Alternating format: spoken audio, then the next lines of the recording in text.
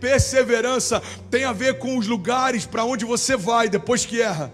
Os lugares para onde você vai depois que algo foge do controle. André, a minha empresa está quebrando, eu não sei para onde ir. Irmão, vai para perto de Deus, corre para Ele. O pecado, a religião vai falar: ei, você precisa se afastar de Deus. Agora Jesus vai falar: irmão, corre para a graça, se esconde em mim. Aquele que habita no esconderijo do Altíssimo, a sombra do Onipotente descansará. Existe descanso, isso é muito poderoso, para aqueles que buscam refúgio. Existe descanso para aqueles que habitam a sombra do Deus que pode todas as coisas. Você percebe o quanto é sutil algumas chaves que a palavra carrega? Ela fala de habitação. Presta atenção nisso, irmão.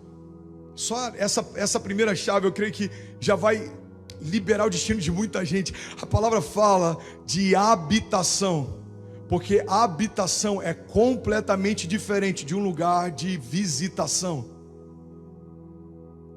A palavra não está dizendo aqueles que correm para Deus quando tudo vai mal descansarão à sombra do Onipotente. Não. Não está dizendo aqueles que buscam em Deus quando a crise chega. Não. Está dizendo aquele que habita a sombra do Onipotente.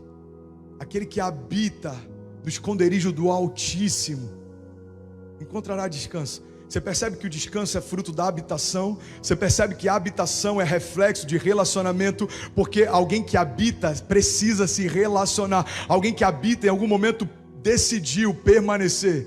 Alguém que habita em algum momento falou: quer saber? Eu estou cansado de ir para todos os lugares, tentar todas as coisas, eu estou cansado de andar em ciclos. Eu decidi, eu vou firmar as minhas estacas aqui. Eu decidi, eu vou construir os alicerces da minha casa, da minha família, da minha história aqui, sobre essa rocha inabalável. E Deus está dizendo: ei, filho, porque você escolheu a minha rocha como lugar de esconderijo e habitação, a minha sombra, você encontrará descanso. Deus está ensinando princípios desde a queda de Adão, que são aplicáveis para a nossa história hoje também. Tem gente que está dizendo: ah, mas você não sabe o que eu fiz. Irmão, eu não sei, mas Deus sabe, e ainda assim Ele decidiu se entregar por você. Quando Jesus se entregou naquela cruz, Ele sabia do que faríamos. Deus não se entregou, Jesus não se entregou por nós porque nós merecíamos, é porque Ele desejou.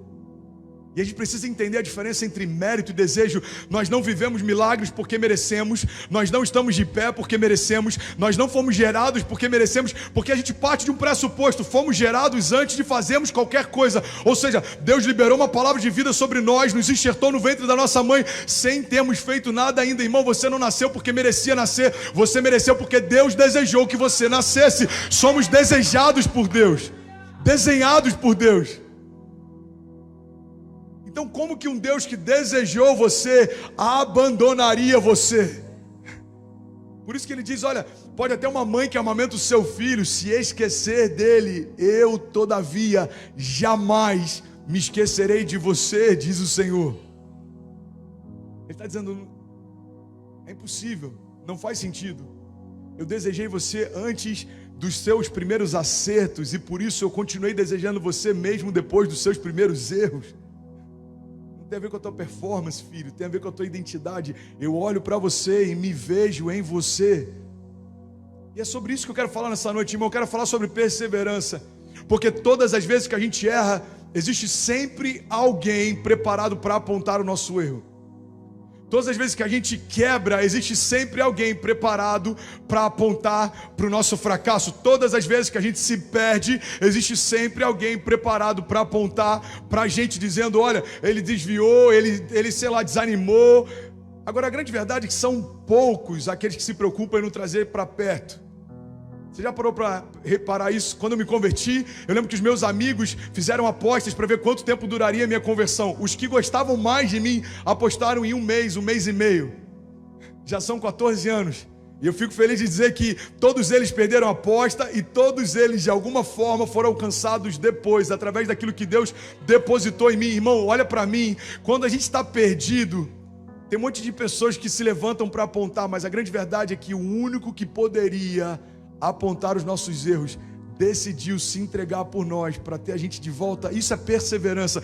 Perseverança é, mesmo que eu caminhe passos largos para o lugar errado, é eu entender, cara, existe um Deus que me ama, continua de braços abertos, e eu preciso bater a poeira, eu preciso me recompor e voltar para o lugar de onde eu nunca deveria ter saído. Eu não vou desanimar até que se cumpra o que Deus prometeu. Eu não vou parar, mesmo que coisas mudem, situações, cenários, pessoas se levantem, gigantes venham contra mim. Eu vou perseverar, porque aquele que me prometeu é fiel para cumprir.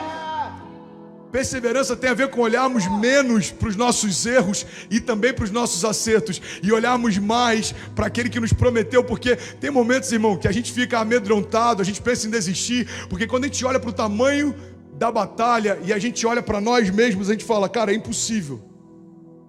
Estamos desanimados muitas vezes, cansados, acuados, porque buscamos em nós as respostas para as batalhas que estão diante de nós. Mas Deus está falando, ei, tira o teu olhar de você e coloca o teu olhar em mim. Você vai perceber que por maior que seja a tua batalha, nenhuma delas é maior do que eu.